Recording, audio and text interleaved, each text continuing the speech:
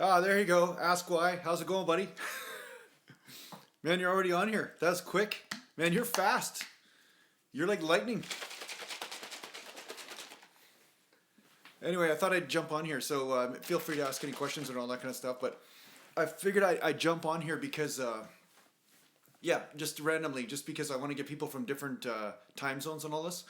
Because the thing is that I've been missing some people from different time zones because I've been doing it during the afternoon, my time, on Saturdays and Sundays. So that's why I figured I'd get on this live stream at night, so that way I'll hit other people as well. So that way I can use the Bolo app or try to use the Bolo app. You know, choking people through the phone, you know, that kind of thing. So how's that coming? Ask why. Are you going to actually make that app for me or what?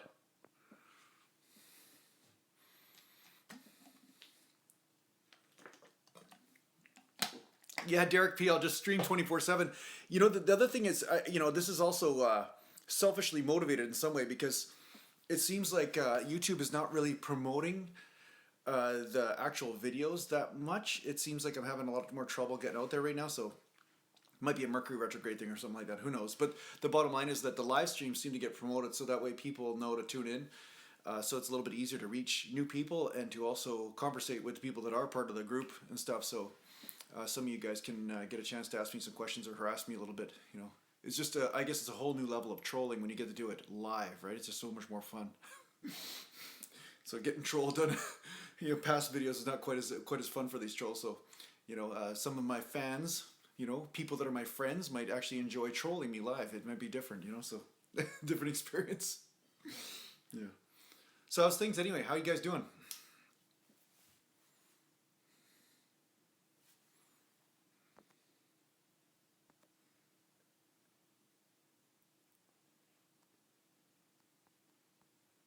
I'm just waiting for people to tune in here. It's going to take a few minutes before people kind of start tuning in. How's your training going? There's about a 5-second delay here, so sometimes there's a bit of a delay before people start messaging and stuff. So I'll just wait till you guys put up something here. Choking people live, yeah, that's right. Ask why you're waiting for me to choke people live. I like I said, the Bolo app is not created yet. I'm waiting for somebody to step forward and be able to create that for me. But I guarantee you, I will be one of the first people doing the beta test on that one. Yeah. Derek P, you got some shoulder impingement. Okay. What is it hurting you during? Is it hurting you during mostly like lateral raise or front raises, or is it hurting you through shoulder presses, or what is it hurting you? Like what range of motion is it hurting mostly?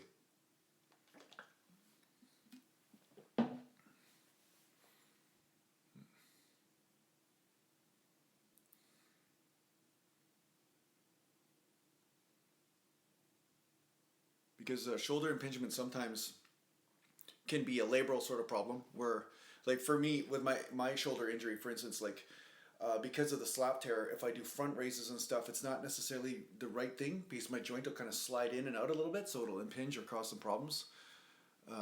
Dumbbell seems to be fine. Barbell bench, okay, yeah, yeah, that's pretty common. Like barbell bench, yeah.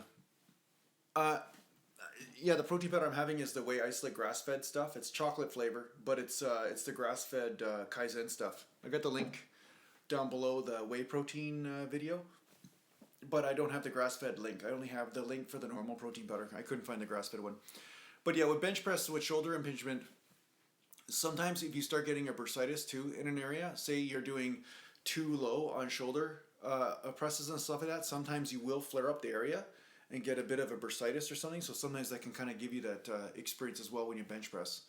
So just kind of taking shots in the dark here. But the other thing is that if you have impingement as well, sometimes you want to get your bicep worked on and you want to get your rotator cuff muscles worked on by a massage therapist, and sometimes that actually helps with that as well. So because if the biceps too tight, it is pulling your shoulder in a weird sort of direction, basically jamming it a bit, then sometimes during bench presses you'll get some problems too, right? So you want to make sure you take care of that. I'll be uploading a video tonight, by the way. This is not the only video I'm going to be putting up. I'm actually in the middle of editing a video downstairs, so I'll be putting that up tonight, so just so you guys know. Okay, so Forfus Knight says you have pain when you dumbbell and barbell bench and shoulder press on the way down. What should you do?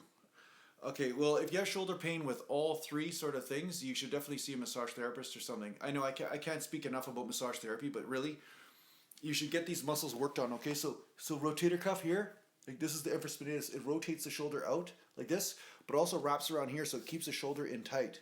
Okay, so if the shoulder's not in tight, what happens is that it'll move around and jam and stuff and maybe cause problems.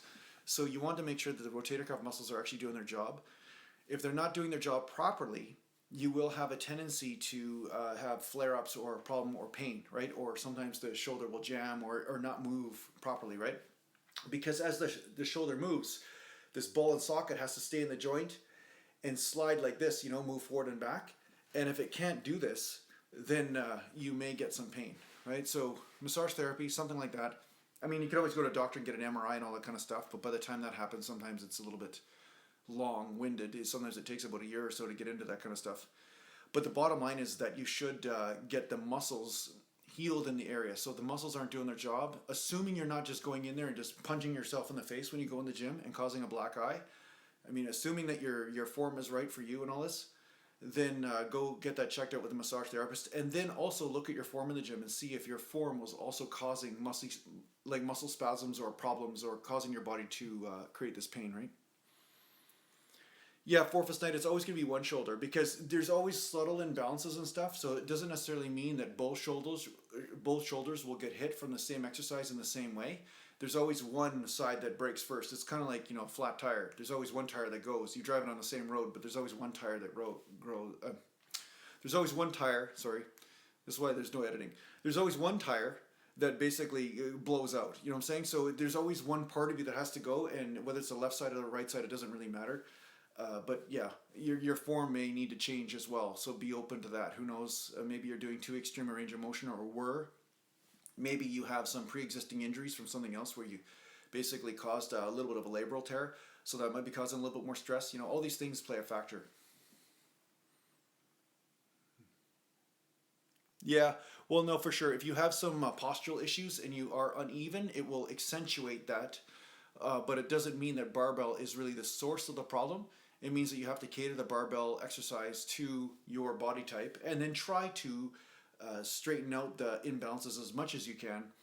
But ultimately, I think that if you know the muscles aren't doing their job on one side properly, you'll definitely start causing some pain. Some pain will definitely start happening.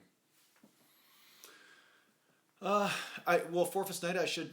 would suggest that you focus on getting to the source of the problem as far as getting it worked on by a massage therapist or something first and foremost, because no matter how much strengthening you do, sometimes if the muscle spasms still stay in this point or in the front or wherever they are, it doesn't matter what you do, you'll still a lot of times just experience these symptoms, okay?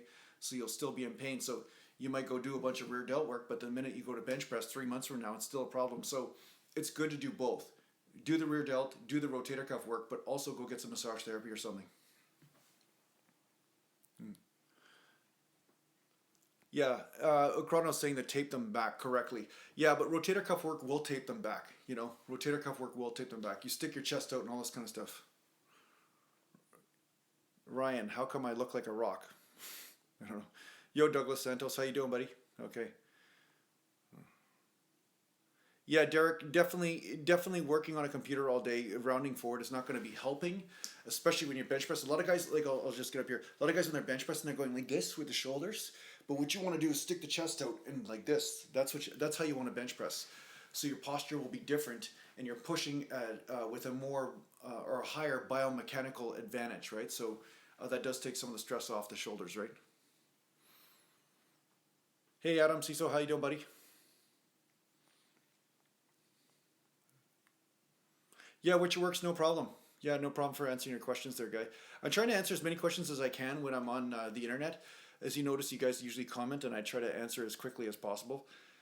I know at some point this won't be possible once I have, you know, a lot more people following and all this, but then I'll make videos anyway. I'll still answer your guys' questions, but I'll have to make videos for it, right? Yeah, so it's a little bit slower in the live stream tonight, but it's good. We're intimate. We're like an intimate little group. So what are you guys training today? Did you guys already work out or what? I'm going to be training some chest, back, and buys tonight at the gym. Maybe I'll get in some shoulders or something. I'm a little sore. I got some footage of it the other day. I did heavy weights the other day, so Okay. Thanks, my dog, big dog. Thank you, buddy. You're going to train some arms, Adam? Okay, nice.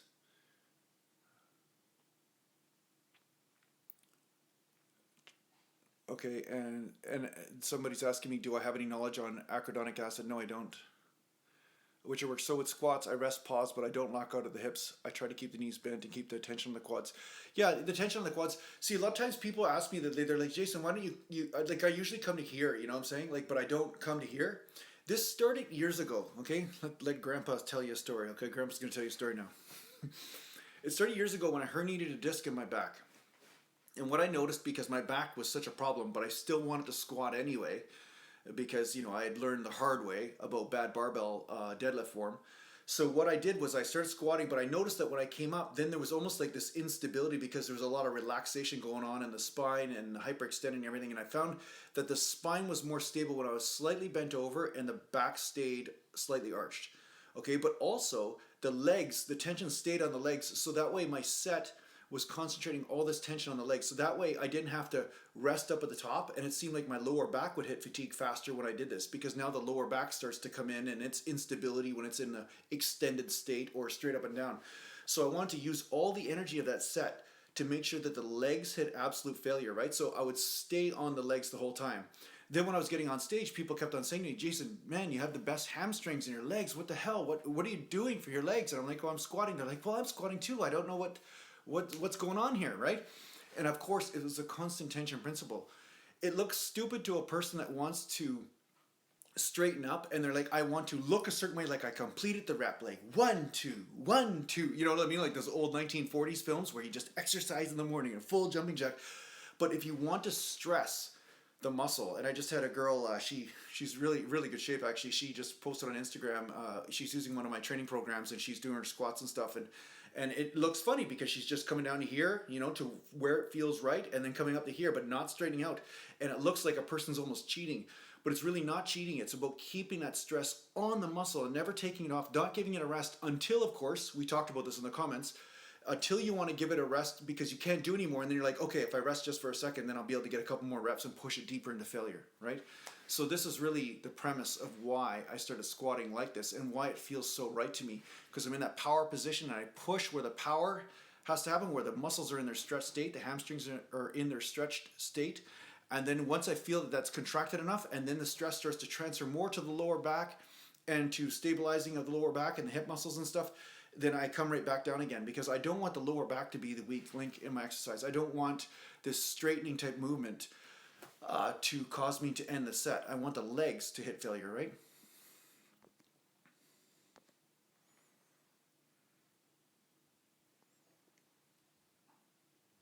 Okay, so Stuart Cook, you're having a rest day today, another all body workout tomorrow night.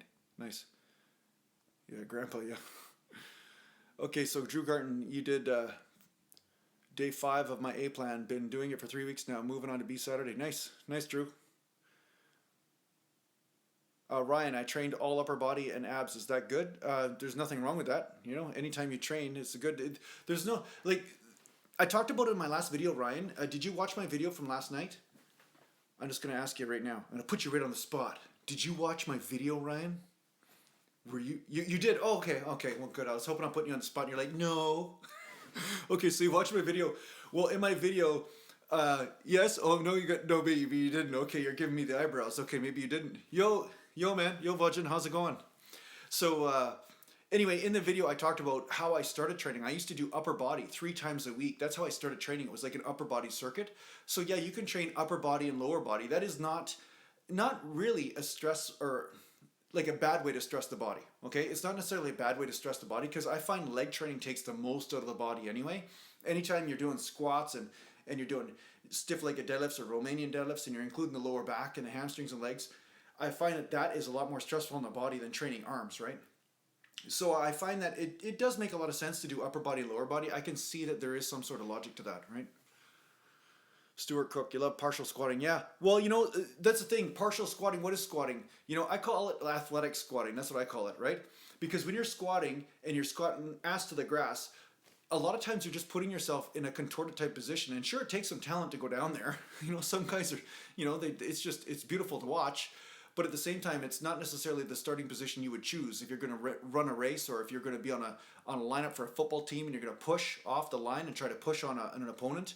It's not really your power position, you know. So I'm all about finding that powerful torque curve in the rep and then lifting big weights with that, or lifting higher reps, but using that sweet spot in order to grow the muscle. And I find that's a more effective way to do it.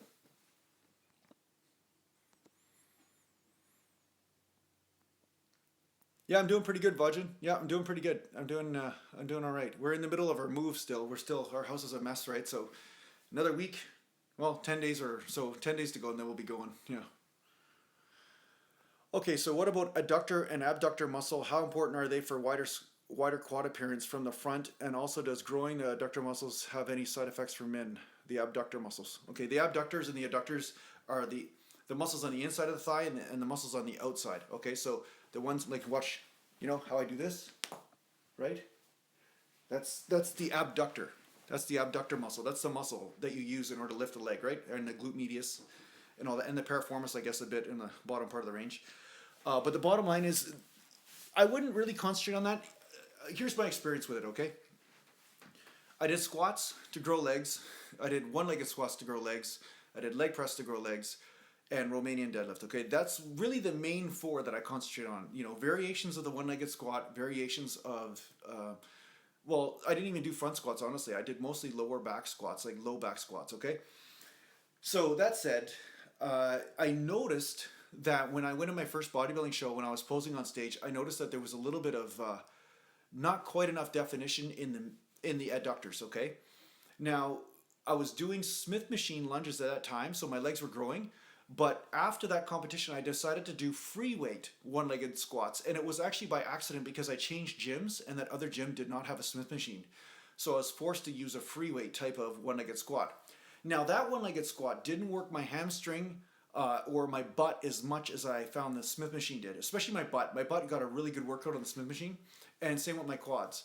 But when I went to free weights, I noticed my adductors got a lot more of a workout, because I was trying to stabilize. I was trying to balance and stuff. And funny enough, the video I'm putting up tonight is about stabilization and does it help you gain muscle, okay? So I weigh both sides of this and talk about my experiences in that. But when I did the one-legged squats free weight, it actually did make a big difference in the muscle tone in the middle of the thigh, okay? In the thighs, in the, you know, the adductors, basically. The gracilis muscle is in there. And it did increase the muscle tone in there, so it did increase the ability of my leg to hold on to some sort of tone in the inner thigh. So in that way it helped. But do I think you should be doing abductor machine and adductor machine? No, I don't think so. I think you should just stick to free weights and stick to the machines, like the way, you know, the major compounds. You don't need to be doing, you know, Thigh Master shit or order the Suzanne Summers sort of thing, right? Unless of course I promote Suzanne Summers on here, the Thigh Master, then of course then you gotta buy it. Yeah. I won't sell out though. No way.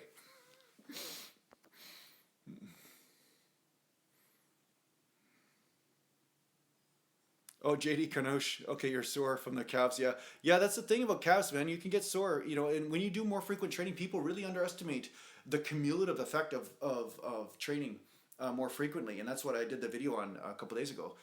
Or yesterday, sorry. When you train, how's it going, mate? Feed, kill, repeat. When you train more often, what happens is that you get this benefit, but at the same time, sometimes you're not fully recovered by the time you go back to that body part again. And that's kind of the benefit, right? So that's why I have the rep ranges a little bit higher at times, because you're getting a different benefit. So I had one person look at the program, they're like, oh, this is easy. I can't believe this is so easy. I'm kind of disappointed, right? You know? And I'm like, what are you talking about? Like, you haven't even done the first day yet, and you're already saying you're disappointed. And then they started doing, they're like, 4 days later, they come to me, they're like, oh my God, man, I'm dying. I'm exhausted. I don't know what the hell's going on. And basically, they're feeling pumped all the time. They're feeling like they're getting stronger. And they're like, I don't understand it. It goes against the logic that I learned about training, right? So that's the whole point. It's definitely a different paradigm in how you train, right?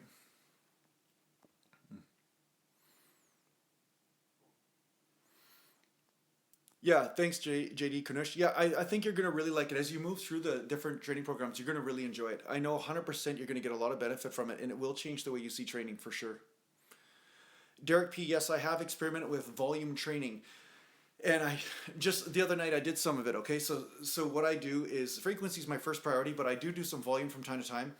And German volume training, I'm sure there's a certain format, okay? But the way I used to do it was like 10 sets of 10 or something like that. And the other night I did about, I was bench pressing and I did about 8 or 9 sets of 5 reps or something, or 4 and 5 reps with a weight that I could do more reps with. So that's why, I always advocate, like people say, should you always go to failure? And I'm like, no, you shouldn't always go to failure, because sometimes when you're using super heavy weights, you don't want to be unstable at the same time as pushing heavy weights. So that's when the injuries happen, right?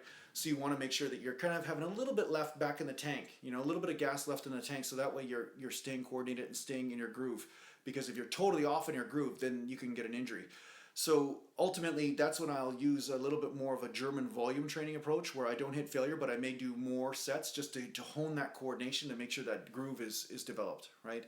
So that would be an example of that, I think,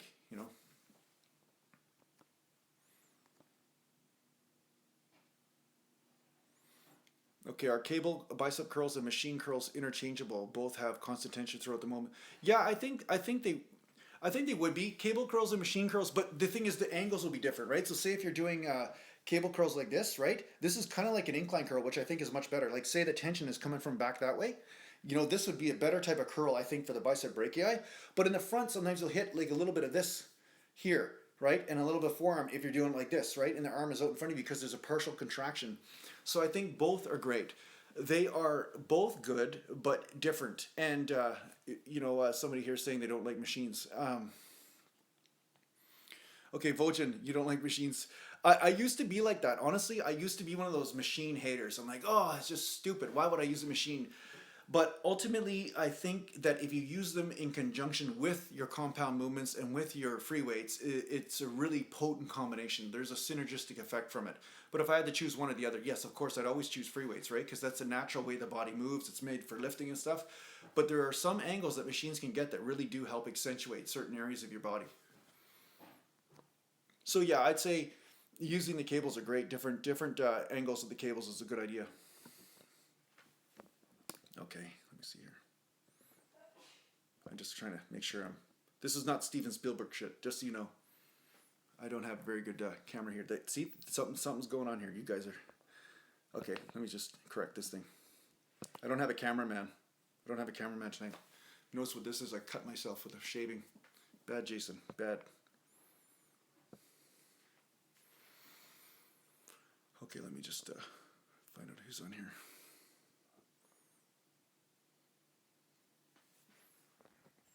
Let me just adjust this for a second, guys. Sorry. Got to do some technical issues here. This is pissing me off. All right. You must be drinking or something. You guys are falling all over the place. It seems like I'm only this. So, all right. Okay. So now the questions are just rolling in. You guys are rolling in. It's like, I feel like one of those guys at an auction. Okay, so LR Shoddy is saying, what's good to take to recover? You're sore for days sometimes. Well, enough protein is important. Some carbs too. Enough carbs is important, like some good quality carbs like yam, brown rice, or oatmeal, because carbs will help fill the body a little bit with water, and that will help shuttle in the protein, right? So, if you're too low on carbs and stuff, sometimes you may notice that your recovery will go down. Sleep, obviously, Vojin. I mean, you're saying all the obvious ones here. Sleep is obviously good. Some guys think that they can train on 4 hours a night of sleep or 6 hours. Okay, now you're getting silly, Vojin, and I know you're not trolling, so I'm gonna let you get away with that one, okay? But anyway, the fact is that the thing is that you need to make sure that you sleep enough. Like there was a kid in the gym, super nice kid. I put him in the videos once in a while. He's the guy I was making fun of with the tank top in last night's video, and basically. Super nice kid, but he studies all the time. He works and then he goes to the gym, and then he's only getting 4 or 5 hours sleep a night. And he's got this super fast metabolism, so that even makes it worse. So he's super lean, but he has trouble putting on mass, putting on weight, because he's just not recovering. So sleep is where your recovery is going to happen. So a lot of times people will resist sleep because, in this modern day and age that you're supposed to be, alpha, you're supposed to be a go-getter and all this kind of stuff. But the go-getter thing doesn't work very well for bodybuilding or athletic endeavors if you don't take a nap or if you don't sleep enough. Like I know professional athletes, they usually take a nap in the afternoon, and then they make sure they sleep at night. And this is major. It is so important for them to recover. Otherwise, they're not going to basically, get any growth from their training. So that's important. Supplements like glutamine and creatine can also help. in your recovery as well. Enough vitamin C and vitamins, making sure you're not deficient in any vitamins. You know, I haven't been a person that really promotes a lot of supplements and stuff, but one thing is for sure, if you are deficient in anything, it will become the weak link and it will get in the way of your recovery. So make sure you're not deficient in something, okay?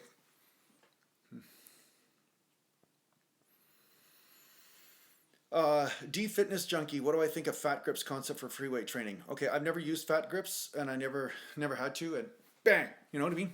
Bang. So I, people ask me all the time, what do I think? What do I think? All I can tell you or share with you is what I did to get to where I'm at, you know? So that's the thing. I can give you opinions, but it doesn't necessarily mean they're absolutely accurate, because maybe in the situation or a person's situation, maybe they're more relevant for them.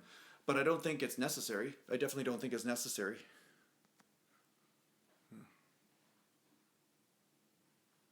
Okay, so Vojin, you're saying something, so I don't know what you said for me to disagree with. Okay, let me just scroll up here.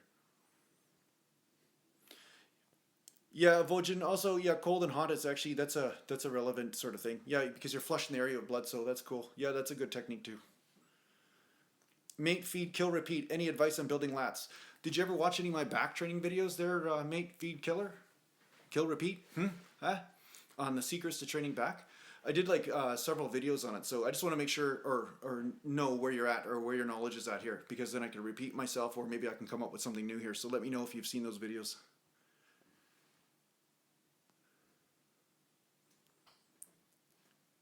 Yeah, Drew Garton. Yeah, there he is, gone. Yeah.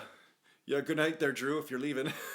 You better not leave, though. You're up all night. This is worth it. This is worth it. I'm only going to be on here for another 15 minutes or so. Then I got to go to the gym, too. But I want to make sure that I was connecting with you guys here. Let me just come up here just to scroll up and make sure I'm not missing people here.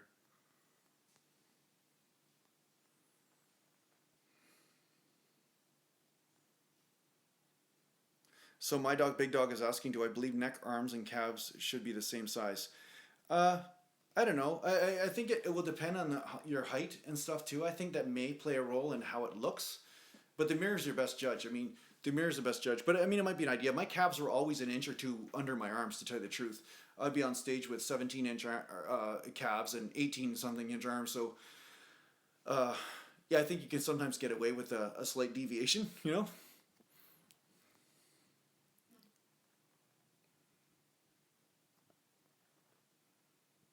Yeah, there you go, Vojin. Yeah, good luck with your training there, Vojin. Good luck with getting back into the gym, buddy. Yeah. So, okay, so Forfus Night, because of your shoulder issues, you've been mainly just training back, legs 3 times a week, doing squats, lunges, then rows, deadlifts, weighted chins, and tricep extensions. Is that all right? Yeah, I can't see why it's not all right. Um, I can't see why it's not all right. It's, yeah, that's great. I mean, you know, I've done this lots of times where sometimes an injury in one area forced me to overtrain another area, and then I actually recovered from it, because then all the recovery was going to that area instead. So sometimes I would, you know, get a benefit from it. I'm convinced part of my back training, you know, went really well just because of my dislocated shoulder. So my back actually has to stabilize the shoulder, or I mean, yeah, it has to stabilize the shoulder a little bit more than before, right? Rob Zalewski, good day, mate. Oh, weird. Okay, good day, mate. YouTube doing something funky at the moment. I can join in on chat, but no video or sound, just the buffering circle. Try two connections, still the same. Look into it, Jason. Okay. All right. So for some reason, yeah, the chat for some reason is not working. Okay. So Christopher Razel is asking, speaking of neck, how do you train neck? Uh, I don't train neck. I just do lateral raises and I do back training and I do overhead shoulder presses and stuff. And this basically trains my neck. That's enough for bodybuilding. There are some people like the Barbarian Twins that used to do a lot of neck stuff. They hold on to, they put a cable in their head and they start doing, you know, head crunches and all this kind of stuff. But the thing is, it wasn't. It's not necessary, really. I mean, unless you're a wrestler or something like that, I think you could do it if you want. I'm not saying it's bad. I think it's really good to strengthen up that area, but I never really went into that. I never felt the need to.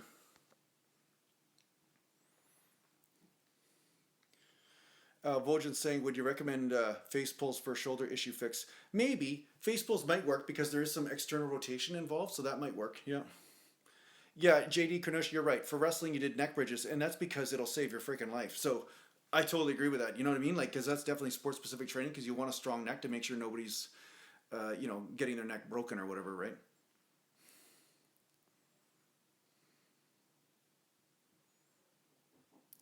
Yeah, mate, feed, kill, repeat.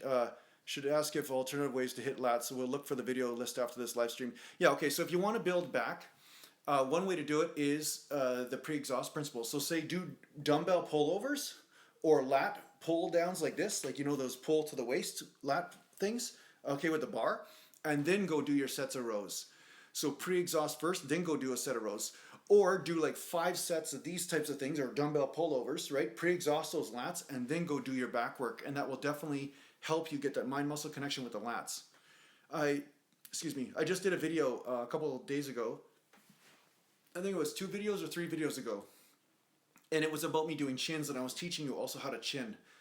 Okay, so when you're pulling properly to the bar, like if you're doing a full chin up, you're actually working a lot of arms. When you're doing a pull up and you're leaning back, then you're working a lot more lats.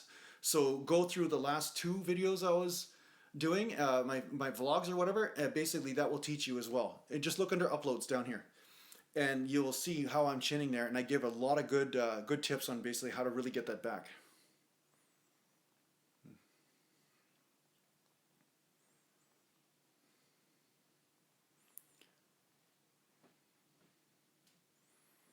Okay, I wonder if Rob Selevsky is on here, if he actually was able to join, because I noticed a bunch of people were able to join all of a sudden. Yeah. Let me just go get my computer. I'm going to be right back.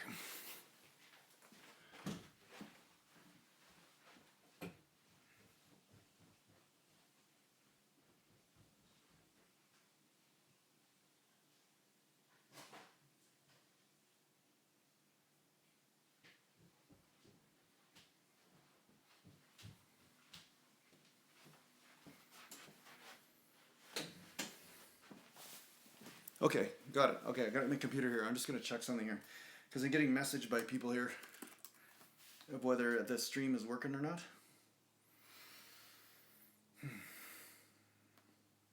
See, I'm on my phone here, so I'm doing it a little bit differently than you guys.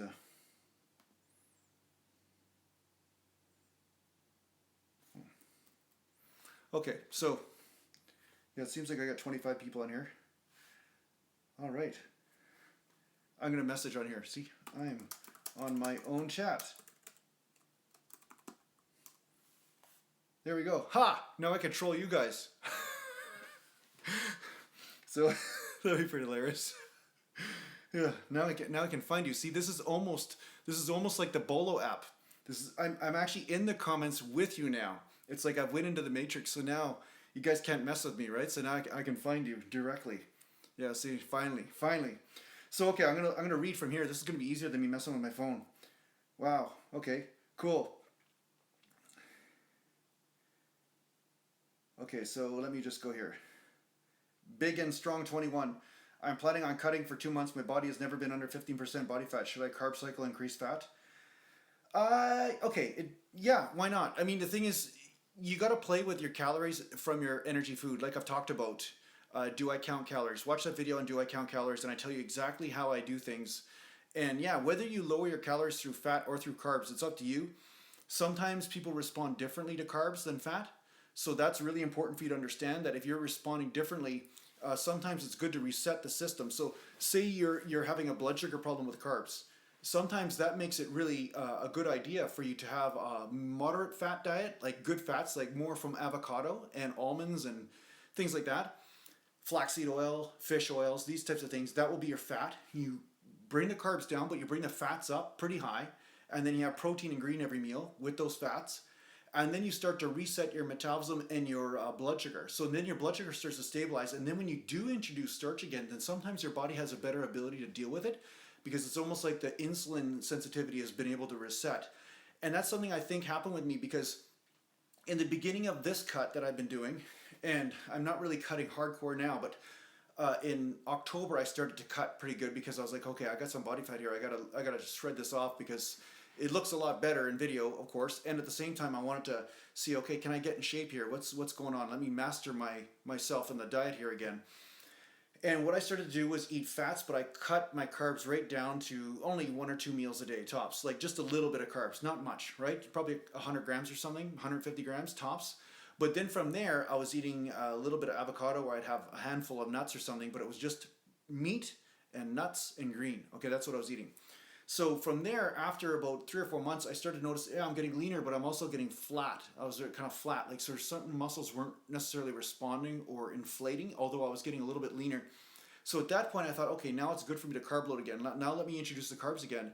And of course, as soon as I introduced the carbs and lowered the fat, my body was responding much better to the carbs. I was feeling a lot more full, and at the same time, I was maintaining more leanness. Okay, so,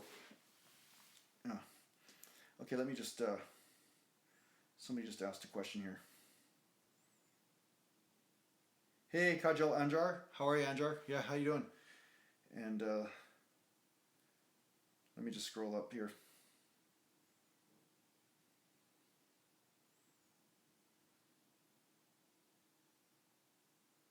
Okay, so Kurt Bianchi, you're asking if I believe in programming deloads, or do you have to take time off the gym when needed? I take time off the gym when I need to, or sometimes when life makes me, right? Like I know I'm going to be moving in a week and a half here, and I'll be moving to a much better location, closer to the beach, because that's where bodybuilders go. Where's the beach, right? You know, where's the beach? That's what you do. You're like, hey man, where's the beach, man? And it's like, you know, that's what you're supposed to do, right? Apparently, that's the stereotype, right? So anyway, so the thing is that I find that if you don't take time off scheduled, that's okay, because life will always come in and make you take a time off. Okay, so sometimes it's either your joints or something hurt, or you feel like you're overtrained, then you need a day off, then you take it. Okay, but sometimes you get the flu, sometimes you got to go on vacation, sometimes work stuff comes up or home stuff or whatever, and then it inevitably makes you take a day off. So I used to never take days off on purpose. I used to train 7 days a week. And then inevitably, every single week, I'd notice that something would come up one day where I'd have to miss the gym. So that would be my day off. And a lot of other people would schedule their day off. So they say, Friday's always my day off. So they take Friday off, and then something would come up on Sunday. And then guess what? Now Sunday and Friday was their day off. So that's what I did. I never really scheduled my days off, right? So D Fitness Junkie, do I have a favorite fitness YouTuber? No, not really. I actually don't like a lot of fitness YouTubers, to tell you the truth. Not personally. I mean, personally, there might be fine people, but I don't really have too much fun watching them. I don't really. No, not really. I just, honestly, in the fitness industry right now, there's just this mass stupidity going on. I'm sure there are some pretty good guys. Like we've mentioned, some guys are nice. Like I like CT's nice and everything. I mean, I like the heart and everything. But I'm not much of a fitness YouTuber fan. That's all I'm going to say. I'm not really much of a fitness YouTuber fan. I like watching some videos. I like some vloggers and stuff. They're pretty good. D Fitness Junkie, I have to not necessarily agree with you on your comment about Jones. He might be nice or might not be, but when he was telling everybody that he was out to help with small YouTubers and stuff, he never even looked at the video that I had. He didn't even bother. He couldn't even bother. So the bottom line is that I'm not necessarily convinced, right? Jason Gallant's an idiot, but whatever, you know, that's just my opinion. So yeah, so thanks, Adam. Thanks, buddy. Yeah, so the thing is, you know, whatever you create, I think you see this a lot. I think you see this a lot where sometimes people are creating a certain type of content, but that's not necessarily what they watch. Like no, I don't speak Spanish, but I'd love to be able to speak Italian, to tell you the truth, because my wife speaks Italian. It's just an awesome language. I love Italian. But, you know, I think a lot of people that create, like say for instance, a musician might be a hip hop artist, right? He might be a hip hop artist, but at the same time, his favorite music might be Tchaikovsky or something, you know? So sometimes you will have a different interest than what it is that you're creating. And I'm not saying that I haven't watched a lot of fitness YouTubers to see what's in this genre and what's happening, because YouTube is a certain type of language, and there's a certain type of language on YouTube that people understand and get. And that's probably why I've received so much hate, because I'm coming in with my own language, and then people are saying, no, this is the way it's said, this is the way it's done, this is the way you squat, this is the way you bench and everything. And I'm like, no, I'm coming in and showing you what I did in order to achieve success. And I hit the highest realms of natural bodybuilding success doing what I'm doing, and I'm here to share that. So I've had to deal with an immense amount of negativity because of that. So ultimately, yeah, I'm not basically following the pack, where most people, what they do is they look at who's successful and then they copy that person, and that's how they try to get success. But that's not what I want to do. I want to be myself no matter what. And I come on here sharing myself, and at some point I just trust in that. I trust that at least then the people that I am connecting to, and you guys might have noticed that I have some really high quality people on this channel. Sure, I've been trolled by some people and everything like that, but the people that are actually following this channel are immensely open and open-hearted, and I would say they're true men. A lot of the men and the women, of course, they're almost like they're like special people that have a certain amount of honor. There's a certain code that people have when they open their heart. You know what I'm saying? Like there's just it's not this egotistical lifting thing. You know, it's not like this. Oh, I'm so insecure about myself, so I have to get bigger muscles because I want everybody to like me, but I don't like anybody. You know, I just want them to admire me so I can use them. You know, that's a different mentality in training. That's like the drug addict type, drug dealer type mentality. But this channel is not about that. And I notice the people that are starting to become a part of it are actually really they're honest, true people. Like I said, the connection is the first priority, not the ego. You know, and that's really what I wanted to manifest. I wanted to bring more of those types of people together, and I trust in that. I think if you build a good community, anything can happen.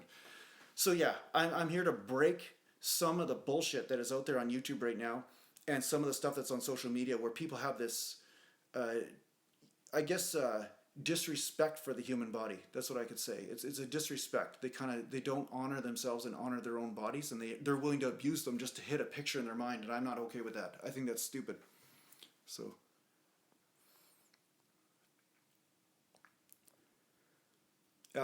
Kevin, love your videos. Wish I had discovered this sooner. Could have avoided a lot of unnecessary injuries. Yeah, no, I feel you, man. I wish I would have known this stuff earlier too, because like I said, when I was 20, you know, I got some injuries back then too because I just didn't know what I was doing. So it's kind of part of the process. It's almost like everybody that, you know, like even carpenters, you know, they're nailing those nails in, and framers, people in houses, you know, construction workers, they inevitably bend their thumbs to crap when they're learning how to nail that nail, you know. So I don't think there's a way of doing this without injuring yourself, but I do think there's a way of probably minimizing it so the shit's not permanent. That's about it. So that's what I made this channel for, is to maybe help people kind of make a realization, because sometimes what I'm trying to do is free you from the thinking that's killing you, because the thinking has been programmed into you based on a lot of YouTubers and Instagrammers and stuff out there. So they're saying, oh no, you must do it this way. Meanwhile, you go to the gym and you do something a certain way and you're like, fuck, every time I leave, I'm in pain. I don't know what's going on. And then of course I come along and say, listen, you've realized something here is being shown to you. Okay, start making some decisions and honoring that. And then you're like, oh shit, okay, somebody's resonating with what I already knew to be true, but I was second guessing. So I'm here to remind you what you already know to be true. That's really what I'm doing.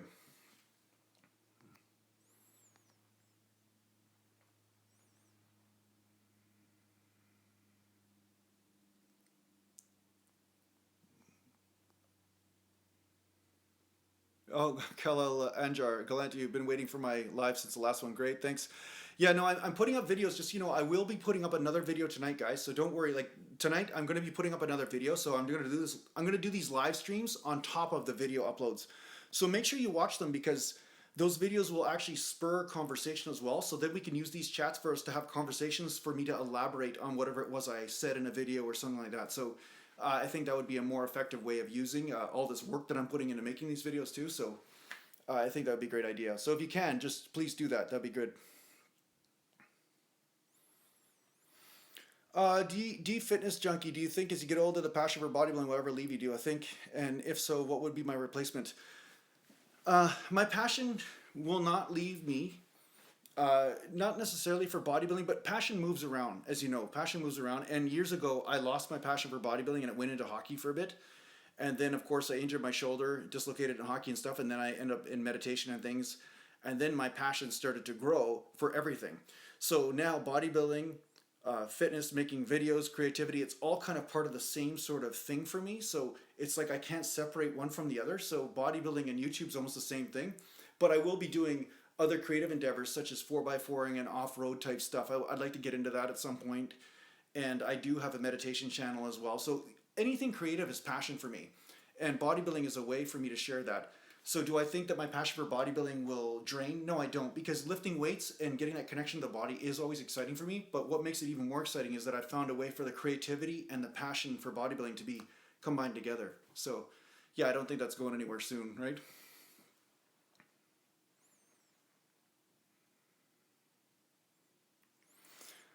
Jazim Qureshi, hi Jason, have you ever lost sleep from maybe working out too much or cutting your carbs out a bit much? I'm at maintenance calories, but for some reason I can't sleep for long periods of time. Yeah, sometimes if you're too low carb, the carb, I believe it's serotonin and stuff. There's a certain type of reaction in the brain that assists you with sleep when you have carbs. So when you lower your carbs down, you may notice you have some trouble. So if I were you, if you're having trouble sleeping, take your carb portion of the day, like whatever starches you're having, and have them before you go to bed and see if that helps relax you, and then you'll notice that you'll be able to get to sleep.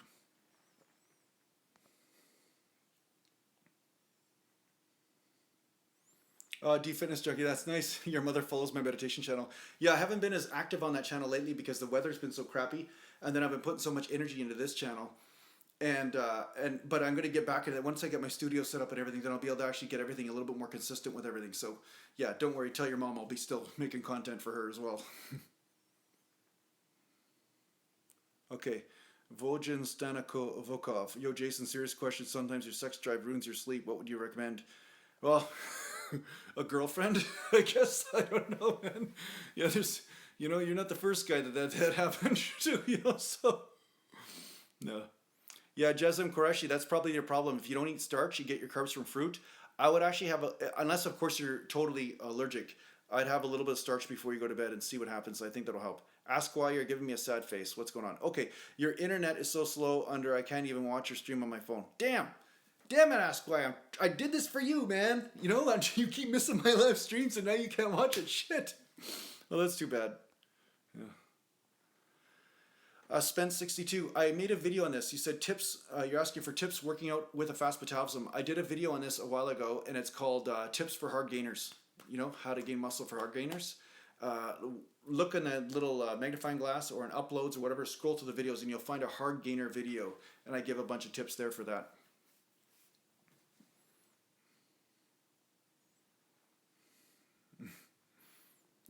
Kurt saying, Vojin, that you're bragging. That's funny.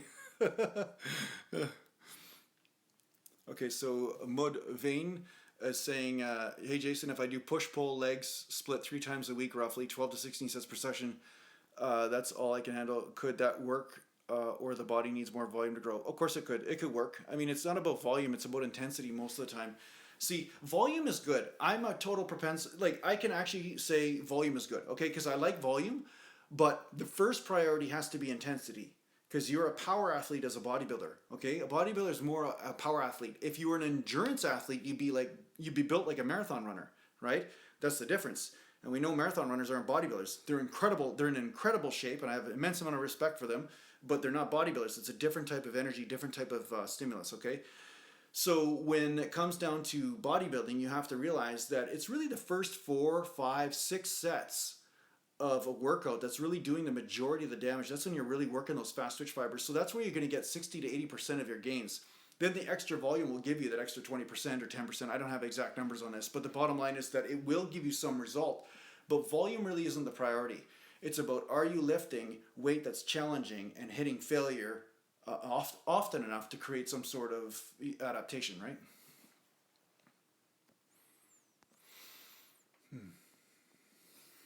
Okay. Make, feed, kill, repeat. Does your workout program require using machines? I'm keen to give it a try, but I asked because I have my own small gym, strength cage, lat pull down, some dumbbells and pretty plates. It has some machines in there, but just a tricep press down and stuff. It does, and it gives you the option to use barbell or dumbbell.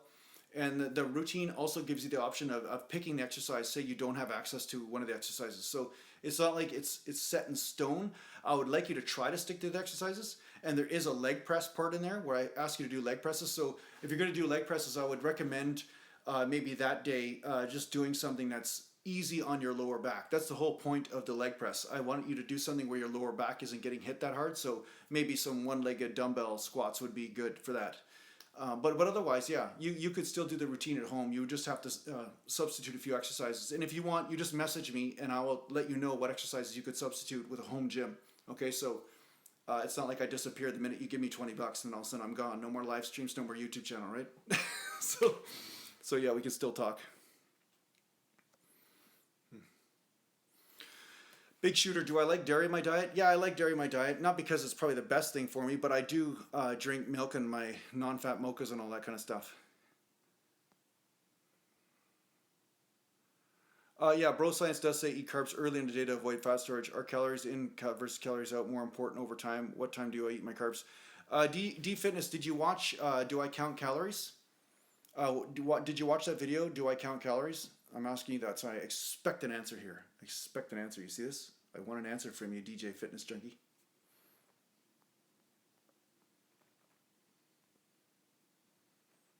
Yeah, ask why. You definitely will keep. Okay, good. You did watch that. Okay, so what did I say in there? I'm gonna do a. I want a report from you. I want you to write up 3 pages, 3,000 words, and I'm just gonna wait until you do that. And I want you to post that here in the comment. No. No, I'm just kidding. I'm just kidding with you. So deep fitness joking. Okay, see, I'm power tripping. See, I have the power. I'm here to make demands of the students, right? So deep fitness. Okay, I'll go back to your. So okay, calories in, calories out. More important over what time a day you eat carbs. I would say what time you eat carbs, in my opinion, could play a factor, of course. But yeah, I think energy in and energy out in the end plays a big role. Because say there's a vacuum. Say there's a vacuum in the muscles, right? And as you're going to go to bed, then you have some carbs and you just eat enough that a little bit of that vacuum in the muscles gets filled up, but not so much the body feels the need to store because it's still not quite enough to spill over. I think that it might not matter as much the timing as the amount. The amount is probably the first priority. Secondary is timing.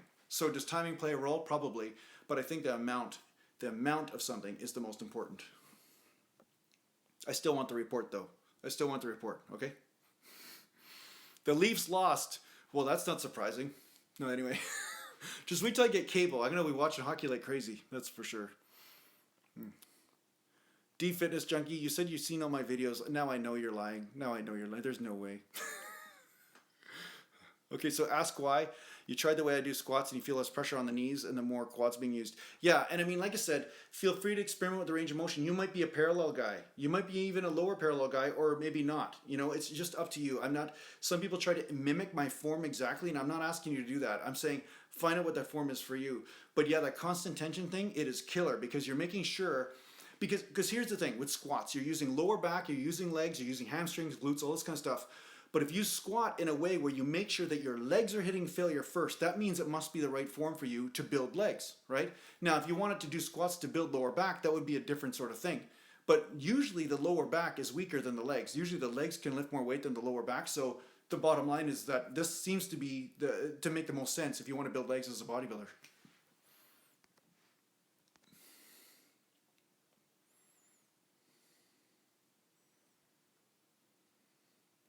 Yes, Moodane 402. Years ago, I was sponsored by EAS. I was sponsored by different companies and stuff. I did have protein shakes. It's not like I never drank protein shakes before, but for the last few years, I haven't been drinking protein shakes as I trained, and so I've been just doing normal food like chicken, fish, steak, that kind of thing.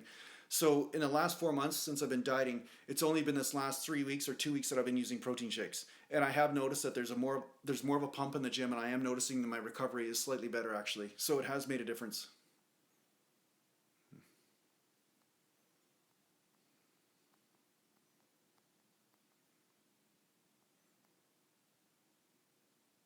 Okay, so Ryan Vanscoder.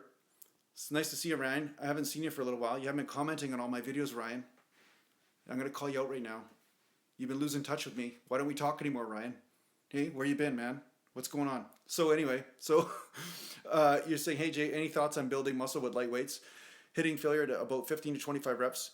Your joints are pretty bad, but I'm still completely functional. Okay, so I'm guessing you're doing the lighter weights because your joints are bad. And don't get me wrong, 15 reps can still be pretty heavy. I find 15 reps on bench press sometimes is actually still pretty heavy weight.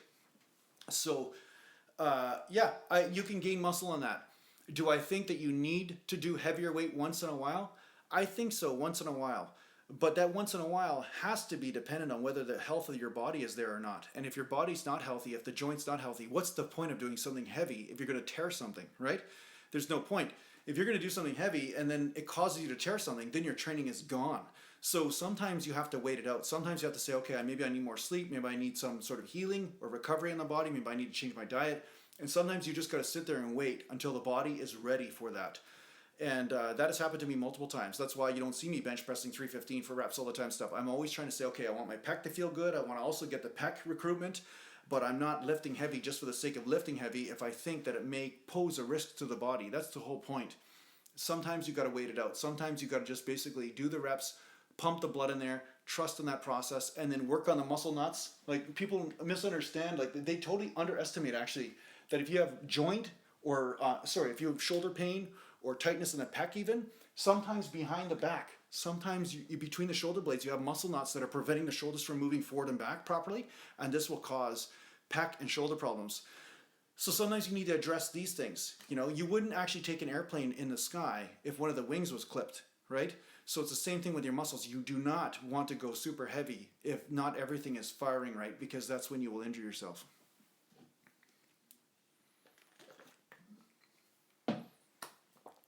All right, I'm almost done here.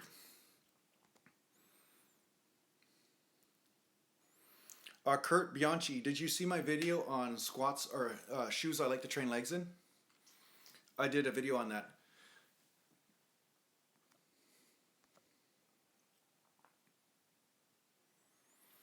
D-Fitness Junkie, Smith machine squats for you grow legs better than barbell. I could see that happening because it takes a lot of the lower back out, so your legs actually hit failure first before your lower back does. So that's definitely a possibility. I don't have kids. No, I don't, D-Fitness Junkie.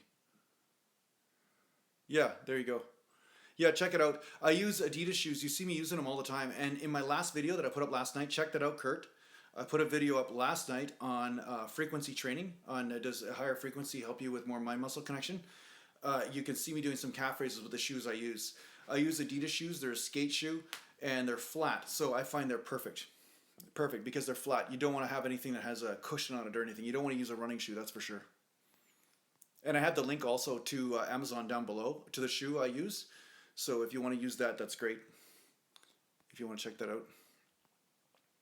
Ryan Vanscoter, your labrum is torn also. Okay, that's horrible. I'm sorry to hear that. Mine, you know. Anyway, it doesn't really matter. I'm working through it anyway, man. I'm working through it anyway. You know, it's ancient history.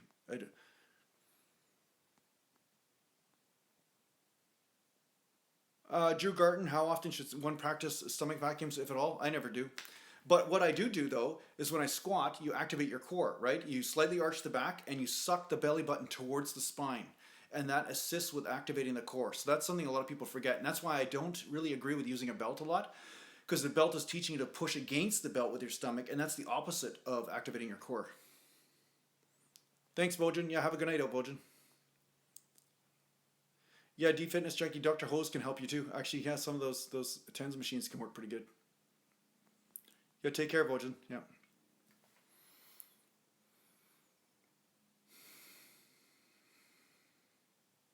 Okay, so make, feed, kill, repeat. You have a higher fast twitch fiber count. So I'm just gonna guess here what you should probably be doing. You may be the type of person that benefits from weight training. Period. It doesn't matter what program you're on. You're probably going to respond to it at a much better rate than a lot of your friends, possibly, if you have a real high fast twitch fiber rate. The other thing is though, you may benefit from lower frequency. Sometimes higher frequency, you may have a tendency to remain sore for longer periods of time. So you may have to work with that. You know, maybe 3-day split or 4-day split or bro split might work better for a guy like you than say a person that usually has to train more often, like myself, like a 2-day split or something like that. But the other thing is though, if you do more frequent, you are going to get really good nervous system function, and you might be also the guy that grows really well with high reps. So you might be able to get away with higher frequency training if you stick with higher reps and still really get good results without having to go super heavy in the weight, right? I knew some guys, they were doing super slow reps and easy, and because they had so much fast twitch fibers, it's like this was enough to break the fibers up, and they just grew like crazy. So you might be one of those lucky guys that doesn't have to overstimulate or get to a point where you almost injure yourself in order to actually gain muscle. So yeah, those are some of the recommendations I think I'd give you. Is you could try frequent training. Just make sure you stay with higher rep ranges, so that way you don't break down the tissue too much. You don't overkill it, because I think your fast twitch fibers will break down anyway. Yeah, D-Fitness Junkie, you're saying that you're training triceps and biceps heavy the past month, but you found them growing more with high reps every set, and I mean every set 20 reps and above. The thing is, you need to do the heavyweight. You have to do the heavyweight to get the mind-muscle connection, but then you have to do the reps in order to gain the hypertrophy. Both. You got to do both, right? You can't just do one or the other. And so I find if I stick with high reps, I'll grow for a period of time, and then at some point I'll just stagnate. Nothing will happen.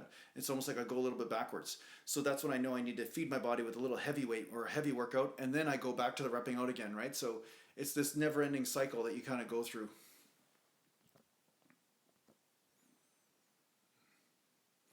Yeah, make sure you guys check out the video I'm going to put up tonight. I'll put it up in about 4 hours after I work out and I come back home. I got to finish the editing on it, but just so you guys know.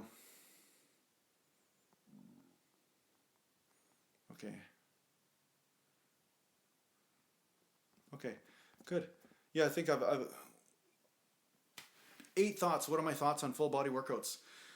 My full body workouts are great. I incorporate them from time to time. I usually do a 2-day split, and then I'll do a full body workout once in a while in there. And on my website, naturalgallantbodybuilding.com, I have some full body workouts for sale as well. So yeah, I wouldn't have them on there if I didn't believe that they have some sort of useful properties for sure. I think they're great. It's good for overall system, really establishing coordination with all the muscle groups regularly, and it does ensure a higher amount of frequency. So I think full body workouts are great, but I think, again, one thing I want to warn you about, and I'm pretty sure you have a right mindset around this, but a lot of people on the internet, they'll say, I'm the full body workout guy, and then I'm the bro split guy, and they kind of get stuck in one way or the other.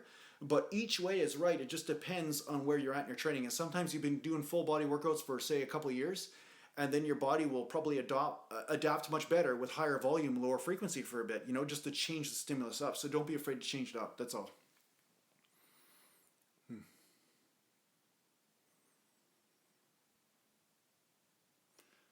Okay, last question by Mudvayne 402. Last question. Low reps is 9 to 15 for building muscle, and high 15 to 30, not within the strength exclusive parameters. Yeah, low reps would be, probably a little bit lower than 9, probably about 7 to 12, in that area. That would be lower reps for hypertrophy and for strength. That's kind of safe. But yeah, if I was going to go the ones where I don't hit failure, that's around 5, 6 reps. Those are the reps that I don't really hit failure in that often. One set I might hit failure, but I try to be careful in those rep ranges for sure. Big shooter, full body, alternating between heavy and light days, day on, day off. Yeah, I think you could do that. And you can also do day on, day off, and then you can also do, 4 days a week regularly, which is a little bit more frequent than a day on and day off. I think sometimes with guys with the full body workouts tend to rest a standard sort of 4 days a week, but that's not necessarily applicable. You don't necessarily have to do that. So, don't be afraid to change that up.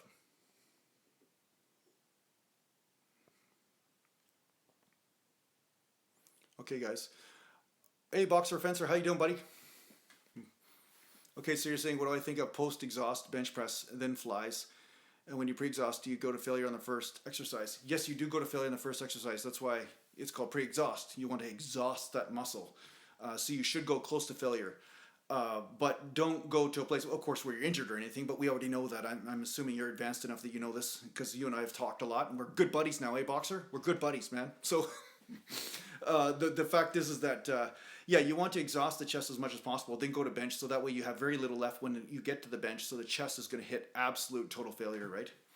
So, yeah, Boxer, and just so you know, Boxer, when I comment down below on my videos, if my comment seems short or rude or something, it's only because I'm trying to answer a bunch of comments or deal with a bunch of stuff, but it's not because I don't give a shit about you. So I'm happy that you're here, I'm happy that you're commenting, I'm happy that you're asking questions, and I'm happy that you're tuning into the video. So know this, I appreciate you, and I'm really happy you're here, okay?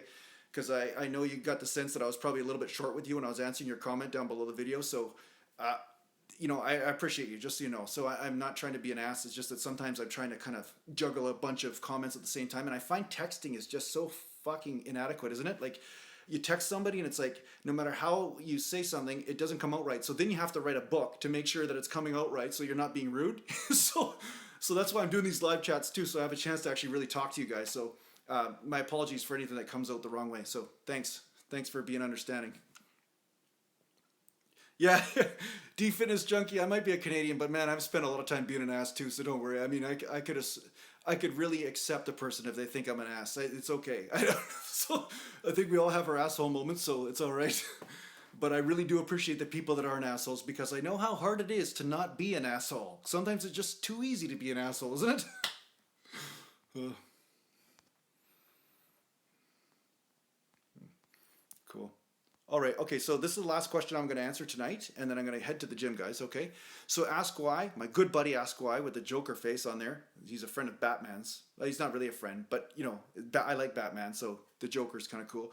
So what do you think of having cycles like 6 to 10 weeks high reps to train endurance muscle fibers, then another 15 to 20 weeks on medium reps and 4 weeks on low reps, strength's mainly good?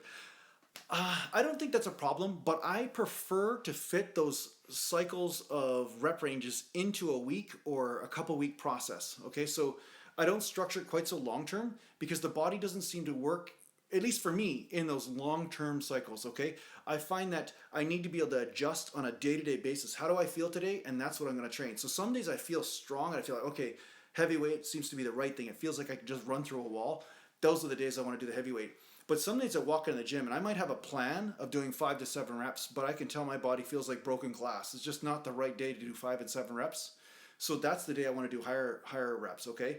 So this is how I make my decisions. Sometimes it's how I feel. Sometimes it just seems like I need a pump or I want to get a pumper workout in or I want to burn some fat or something. But I'm responding on a day-to-day basis. So I think it's okay for you to have this type of plan. I think you can instigate that or put it into place. But ultimately know this, if you do have a plan, be willing to surrender that plan if your body is not cooperating with you. That's all, in any one moment. And then I think you'd be okay. Okay?